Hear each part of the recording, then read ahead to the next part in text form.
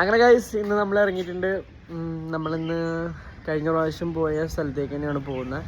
നമ്മൾ അന്ന് പോയ സമയത്ത് നമ്മൾ ആളെ കണ്ടില്ല. അപ്പം നമ്മളാളെ ഇന്ന് കണ്ട് അതിന് വേണ്ട ട്രീറ്റ്മെൻറ്റും കാര്യങ്ങളൊക്കെ ചെയ്യാൻ പോവാണ്. അപ്പം എല്ലാവരും ഫുള്ളായിട്ടിരുന്ന് കാണാം.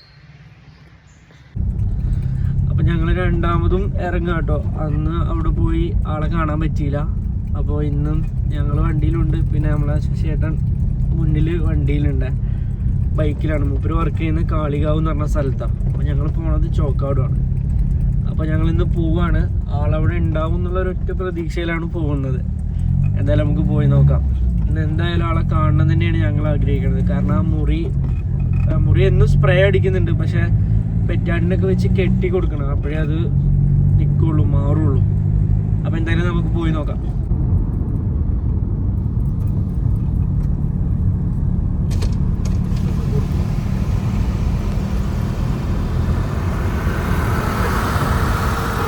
ഗ്ലൗസൊക്കെ അല്ലേ, സാധനങ്ങളൊക്കെ എടുത്തില്ലേ? അപ്പം നമ്മുടെ മക്കളുള്ള സ്ഥലത്ത് എത്തി കേട്ടോ. ഇവിടെ മക്കളേന്ന് വിളിച്ചാൽ ഓടി വരുവേ. മക്കളെവിടെ?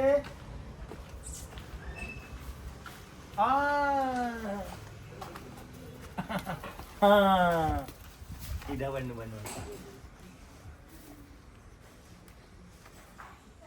അത് കയ്യിന് പോവാണ്ട് അത് ഇതാക്കാൻ വേണ്ടി വന്ന കേട്ടോ. ഇവിടെ വന്ന സമയത്ത് ഞാൻ ചിന്തിച്ച കുറച്ച് കാര്യങ്ങളുണ്ട്. ഞാനെന്നല്ല, ഇത് കാണുന്ന ആരും ചിന്തിച്ചു പോകും. കാരണം ഇങ്ങനെയും വയ്യാത്തൊരു ഡോഗിനെ താമസിക്കാനൊരു ഇടം കൊടുത്ത ആ വീട്ടുകാരുടെ ഒരു മനസ്സ്, അത് നമുക്ക് സത്യം പറഞ്ഞറിയിക്കാൻ പറ്റും. അതുപോലെ തന്നെ നമ്മുടെ ഈ ശശിയേട്ടൻ ജോലിക്ക് പോകുന്ന സമയത്താണ് ഇവരെ കാണുന്നത്. ഇവരെ കാണുന്ന അന്ന് തൊട്ട് ഇവർക്ക് വേണ്ട ട്രീറ്റ്മെൻറ്റ്, അതുപോലെ ഇവരുടെ വീട്ടിലുണ്ടാക്കുന്നതിൽ ഒരു ഓരി ഫുഡ് അത് ഇവിടെ കൊണ്ട് കൊടുത്തിട്ടാണ് ഇവർ പോവാറ്. സ്വന്തം മക്കളെ പോലെയാണ് കേട്ടോ ഇവർ കാണുന്നത്. അത് എടുത്തു പറയാണ്ടിരിക്കാൻ പറ്റില്ല. നിങ്ങൾക്ക് ഈ വീഡിയോ കാണുമ്പോൾ നിങ്ങൾക്ക് എല്ലാവർക്കും മനസ്സിലാവും. കുഞ്ഞിന് നടക്കാൻ കൂടെ ശരിക്കും വയ്യ കേട്ടോ. കാരണം കണ്ടില്ലേ, കാലിൽ കറക്റ്റ് മുറി നല്ല പോലെ ബാധിച്ചിട്ടുണ്ട്. പക്ഷെ കുറേ ഉണങ്ങിയിട്ടുണ്ട് കേട്ടോ. ആൻറ്റിബയോട്ടിക് കൊടുത്തിട്ടുണ്ടായിരുന്നു. അതുപോലെ ഇപ്പോൾ ഇത് കെട്ടിക്കൊടുക്കാനാണ് ഡോക്ടർ പറഞ്ഞേക്കുന്നത്.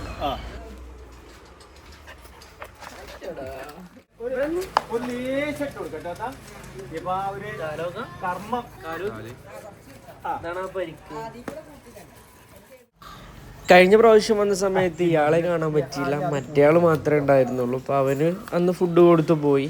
ഒരുപാട് വിളിച്ചു കേട്ടോ, പക്ഷെ ആളുടെ ഒരു വിവരവും ഉണ്ടായിരുന്നില്ല. രാവിലെ കണ്ടായിരുന്നു, അന്ന് വരാൻ കുറച്ച് ലേറ്റായി. സാധാരണ ഏട്ടൻ വരുന്നത് ഒരു 9 മണി ആ സമയത്താണ്. പക്ഷെ ആ സമയത്ത് എപ്പോഴും ഇവരുണ്ടായിരിക്കും. പക്ഷെ ഞങ്ങൾ അന്ന് കുറച്ചുകൂടെ നേരത്തെ ഇറങ്ങിയതുകൊണ്ട് ആ ടൈമിനല്ല എത്തിയത്.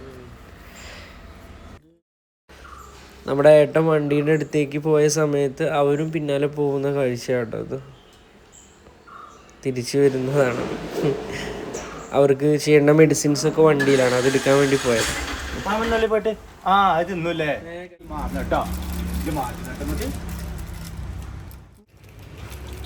ഇന്നാളല്ലോ കുഞ്ഞാ,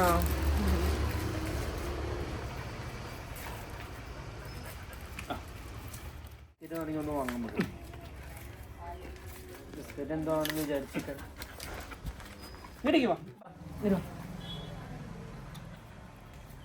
വീട്ടിലുണ്ടാവും. പെട്ടെന്ന് എടുക്കണ നോക്കടാ.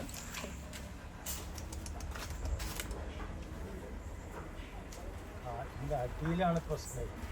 അടിയിൽ നല്ല പ്രയാസമുണ്ട് കുത്തിയിട്ടില്ലേ.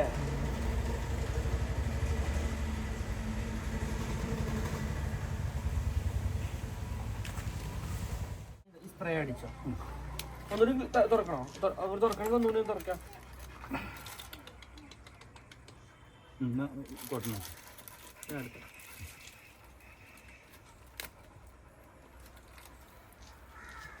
ബിസ്ക്കറ്റ് വാങ്ങാട്ടെ നമുക്ക്.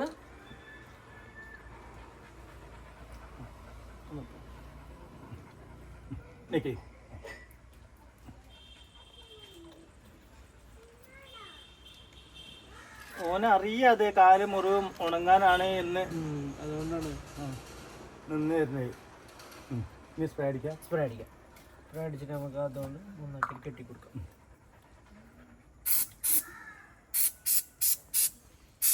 ഇല്ല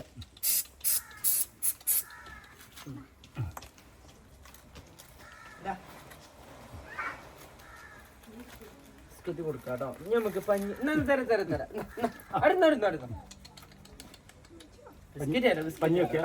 പഞ്ഞി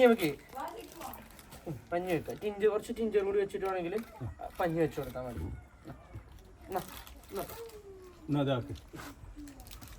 തേച്ചിട്ട് തരാം കേട്ടോ. ഇത് പിടിച്ച് താഴത്തേക്ക് മണ്ട് താഴെ ഒരു ഇതിലുണ്ട് കെട്ടാല് അടിഭാഗത്തും കൂടി ഒന്ന് ഇതാക്കും. അത് നമുക്ക് ഇത് തുണി കൊണ്ട് കെട്ടിയതിന് ശേഷം നമുക്ക് ആ സാധനം ഇതാക്കി കൊടുക്കും. ഈ സാധനം കുറച്ചും കൂടി ഇനിയിപ്പോ സാധനം ഞാൻ തൽക്കാലം കാണിച്ചു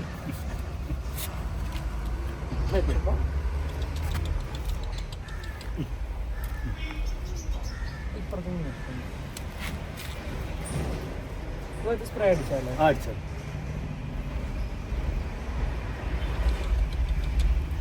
നല്ല മുറുക്കി കിട്ടി കേട്ടോ. നമുക്കിത് ഇതിങ്ങനെ ചുറ്റിട്ടേ പിന്നെ വേറെ കവർ വണ്ടിയിലുണ്ടോ? ഈ ടാപ്പില്ലേ, ആ ടാപ്പാണ് ഞാൻ പറഞ്ഞത്. പോവില്ല. നമുക്ക് വേണമെന്നുണ്ടെങ്കിൽ നാളെ ഇവരാ നോക്കി പുറത്തെ ബാത്റൂം നോക്കണം. അവിടെയാണ് ഇവരെ കിടത്തം. ആൾക്കാരെ സമ്മതിക്കില്ലല്ലോ. വേഗം മാറൂട്ടോ.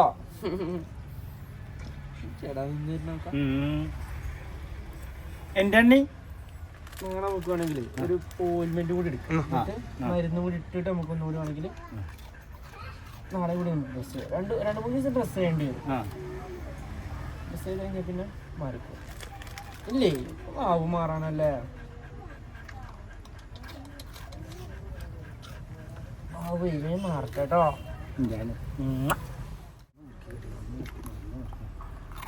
എന്താ വെച്ചിട്ടുണ്ടെങ്കിലേ ഇവിടുന്ന് വേറെ ഒരുപാട് ആൾക്കാർ വാങ്ങിക്കൊടുക്കണ്ട്. കാരണം ഇത് കൊടുക്കുന്നത് അത്ര നല്ലതല്ലോ. ഒരാൾക്കെടുത്തോ ഇവനെ കിട്ടിയില്ലെന്ന് നമുക്ക് വരുമ്പോ ആക്സിഡന്റ് റോട്ടിലേക്ക് തന്നെ വരില്ല. താത്ത പറഞ്ഞു ഇങ്ങനെ വരലില്ല, അങ്ങനെ ഇവനെ കിട്ടിയില്ല. അവർക്ക് പേടിയാവും. നാളെ ഞാൻ ഒരു ഇഞ്ചക്ഷൻ ചെയ്യാൻ വേണ്ടിട്ട് ഇതായിട്ട് ഇന്നെ തന്നെ കടിച്ചു. ആണല്ലേ?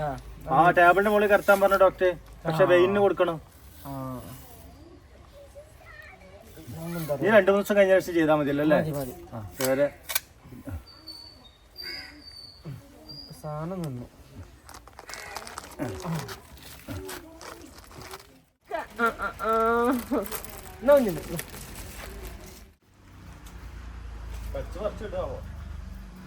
എന്നാലും മരുന്ന്